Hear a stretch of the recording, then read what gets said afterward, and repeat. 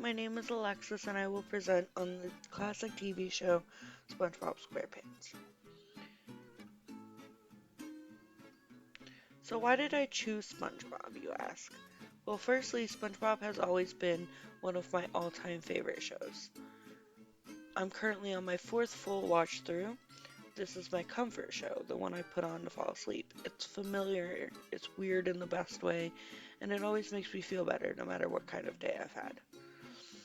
This show is also very deeply embedded in our culture. I mean, someone is quoting SpongeBob or making a new meme everywhere you turn. But it's more than just memes, it's become a kind of cultural shorthand. People use SpongeBob references to express emotions, frustrations, inside jokes, and even political commentary. It's one of the few shows that's managed to stay relevant across generations. It's not just because it's funny, but because it taps into something universal: awkwardness, optimism, pettiness, loyalty, absurdity. It's all there, wrapped in a sponge and a pair of square pants. In this presentation, I would like to analyze two of my favorite episodes and explore how each showcases the humor, heart, and weirdness that makes SpongeBob a cultural masterpiece. In summary, this presentation is a sort of love letter to the little yellow sponge who's been by my side through every stage of my life and who has also managed to stay right in the center of pop culture the entire time. Now, if you somehow don't know what SpongeBob is, here's a brief rundown. SpongeBob SquarePants is an episodic animated TV show about a little yellow sponge named SpongeBob, voiced by the legendary Tom Kenny, and his friends Patrick, Squidward, his boss Mr. Krabs, and his pet snail Gary. Together they go on adventures and generally cause chaos under the sea. SpongeBob works as a fry cook at the Krusty Krab, making Krabby Patties his dream job, which he lands in Season 1, Episode 1A, Help Wanted. The show's creator, Steven Hillenburg, originally developed the concept from a comic book he made in 1989 called The Intertidal Zone, designed to teach students about marine life. Hellenberg was originally working for Nickelodeon as an artist on Rocco's Modern Life, but when it was eventually canceled in 1996, Hellenberg began developing his idea for SpongeBob, originally named Sponge Boy, and created a 7-minute short to pitch to Nickelodeon. While the network wanted SpongeBob to be a child to appeal to younger audiences, Hillenburg insisted that he remain an adult, and they compromised by placing him in Mrs. Puff's boating school. The show gained critical acclaim early on, though it's faced some criticism regarding quality in recent years, however valid those critiques may or may not be.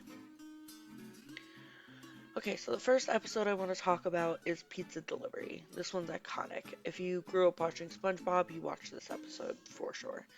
The setup is simple. The Krusty Krab is about to close when they get a last-minute call for a pizza. Mr. Krabs, being Mr. Krabs, decides they're going to deliver it, even though they don't actually make pizza, nor do they deliver.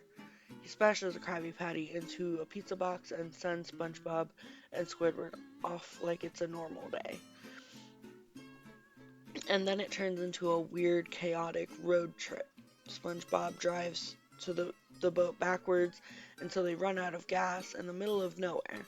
Squidward kicks the boat out of frustration, which somehow makes it drive off without them, and now they're stranded. SpongeBob's just fully committed to the pioneer survival. He's singing, talking about moss and stars, and Squidward's losing his mind. They eventually make it to the customer on a boulder of all things, and SpongeBob is so proud to deliver this pizza, but he's devastated when the customer yells at him for not bringing a drink.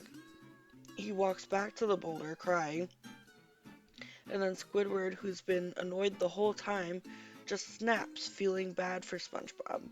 He marches back to the house and throws the pizza in the guy's face.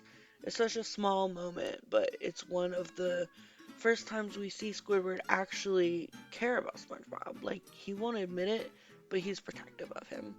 And then the final joke, they were literally across the street from the Krusty Krab the entire time. SpongeBob drives backwards for 1 second on the rock, and boom, they're home. It's perfect. Culturally, this episode kind of sets the tone for what SpongeBob would become. It's absurd, it's quotable. The pioneers used to ride these babies for miles, you know? And it's got that mix of slapstick and sincerity that makes the show so much more than just a cartoon. It's one of those episodes that people still reference, still meme, and still feel weirdly attached to. And it's only episode 5. Like, they really came out swinging. And I think what's wild is how much this episode seeped into everyday language. People still quote it in totally unrelated conversations. That boulder thing, it's a meme. The no drink moment, I personally use that meme in my day to day life. Squidward defending SpongeBob is a whole genre of fan edits. It's like this episode became a shorthand for loyalty, absurdity, and for that kind of weird friendship where you pretend not to care, but you actually do. The next episode I want to talk about is Have You Seen the Snail? This one is a turning point in how SpongeBob was perceived culturally. Up to this point, the show was known for surreal humor, fast pacing, and quotable nonsense. But this episode proved it could slow down and hit something deeper without losing its identity. The premise is still absurd. SpongeBob gets obsessed with a paddleball challenge, forgets to feed Gary. With the fallout, that's where things shift. Gary runs away, and the episode leans into a tone that's sadder and more reflective than anything the show had ever done before. And then comes the montage, SpongeBob hanging flyers while Gary's song plays. That song became a cultural artifact. It's been quoted, remixed, turned into memes, and used in fan edits for years. It's one of the few moments in a kid's cartoon that hit a universal emotional chord without feeling forced. There are videos all over the internet of toddlers crying when they watch this episode for the first time. It showed that SpongeBob could do emotional storytelling without abandoning its weirdness. The subplot with Grandma fattening Gary up is still bizarre and unsettling, but it fits. It's part of what makes the show so culturally durable. It embraces the strange, the sad, the sincere all at once. Have You Seen the Snail helped cement SpongeBob's place in internet culture. It gave fans a moment to rally around a song to cry over. It's proof that SpongeBob could evolve and that its emotional range is part of why it stuck. So what makes SpongeBob a cultural icon? SpongeBob isn't subtle. Every emotion he feels is loud. Joy, panic, frustration, literally anything.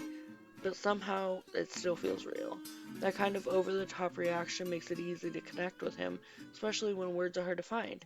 You don't have to say I'm overwhelmed when there's already a meme that says it. SpongeBob shapes the way we as a generation act and think, whether we realize it or not. SpongeBob made it normal to be dramatic, weird, and overly enthusiastic.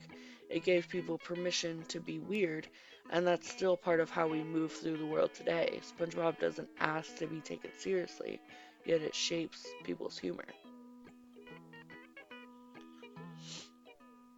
So, in conclusion, SpongeBob is more than a show. Culturally, it's prevalent through memes, quotes, and merch, and personally, it has shaped so many of us in ways we could have never imagined. SpongeBob to me is that friend who will always be there through thick and thin, and never ask for anything more than your laughter.